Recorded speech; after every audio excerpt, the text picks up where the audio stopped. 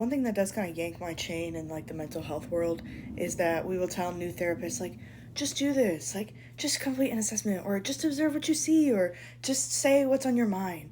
But we don't actually like tell therapists how or what, and if you don't have like the right question to ask, it's really hard to get access to that information, and it's hard as you go on in the field to understand what you miss or don't understand as a newer clinician. So this is a resource that I made about assessment, just going through different parts of assessment. It's a digital workbook. It has things like mental status exam, it has risk assessment, and it also, this is a concern I hear a lot, it talks about standardized assessments like PHQ-9 and GAD-7 and how to actually assess that in the room, because it's not necessary for you to go down that whole assessment and say like, so give me a number between 1 and 4 for how your sleep has been this week. Have you been having trouble sleeping every single day this week? Just some days this week? Most of the day this week? It's like a lot of unnecessary. There's an art form to these things. You don't necessarily have to use the assessment so strictly to achieve diagnostic and relevant results depending on the client. Hello, cat. And we talk about the purpose of assessment, why we do assessment, because it's important for a diagnosis, it's important for a treatment plan, it's important for getting a case conceptualization of who's coming into the room and what you're going to do for them and how are you going to justify that claim being paid for.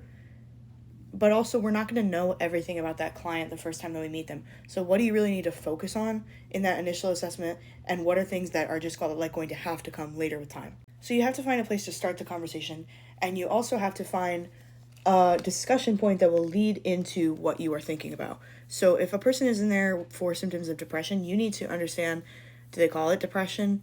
Are they diagnosed already? Are they medicated? How long have they been medicated? Have they ever engaged with therapy before? Do they have any background of trauma? But I'm not going to go down like a rapid fire like I just did there of questions. You need to decide what you're going to ask first and why you're asking about these things. And that includes assessing level of risk.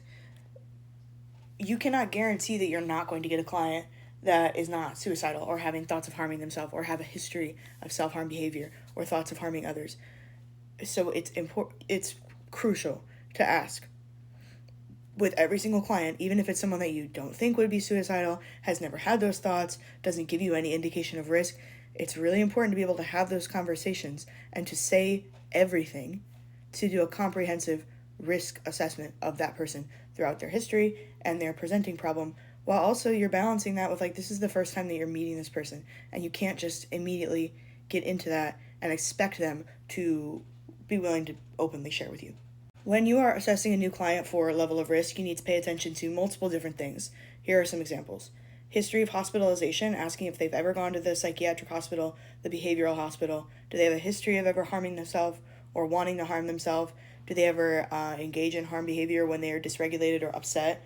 Are they taking any medication? Have they ever in the past? How do they react to that? Where do they get it? Do they have any current substance use or history? How has that impacted them? Do they use it to cope now? Is there like actual suicidal thinking? Are they thinking of harming themselves?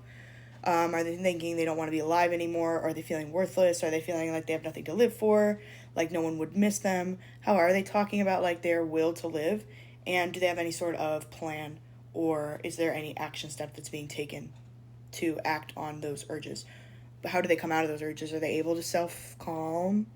Do they need to rely on another person? Do they need a higher level of care? Do they need more support? How do they ride those urges out when they do not have access to care? You need to know that, because as the therapist, you're not available to them 24/7. You only see them at their scheduled appointment times. So making sure that they are like resourced in other ways helps clients of all like risk levels be able to better handle their symptoms and their crises independently and know the correct avenues for support, whether that's hospitalization, psychiatrist, therapist, doctor, family, day program, IOP. Knowing what's available helps the client and the therapist understand and conceptualize the support that the client does have. This resource goes more into detail about each of those categories. I was just talking about substance use, self-harm, hospitalization, suicidality, being able to ask about these things, and knowing what to do. Okay, so if you notice that there is a risk, if you identify something that is a risk, That is someone has like an active plan to harm themselves or others, and they're telling you about it. I want to harm myself by doing this. I have a plan to do this on this day.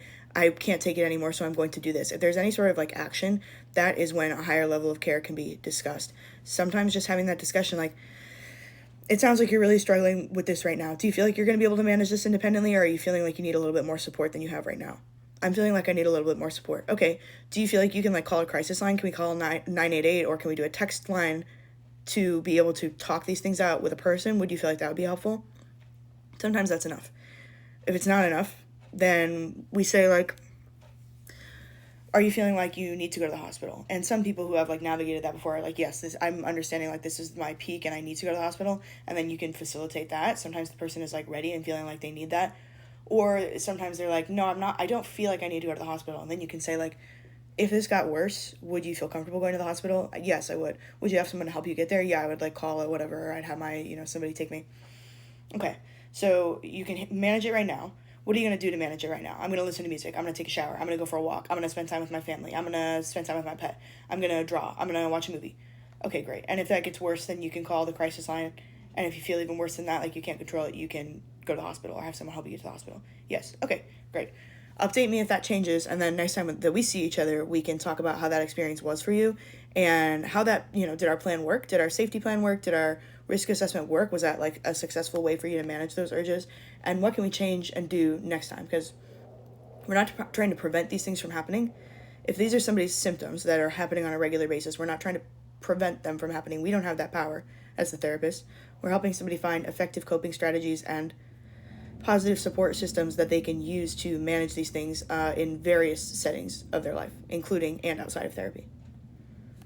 So there's also a different element of this if there isn't an immediate risk present. Just because I think this is a fear.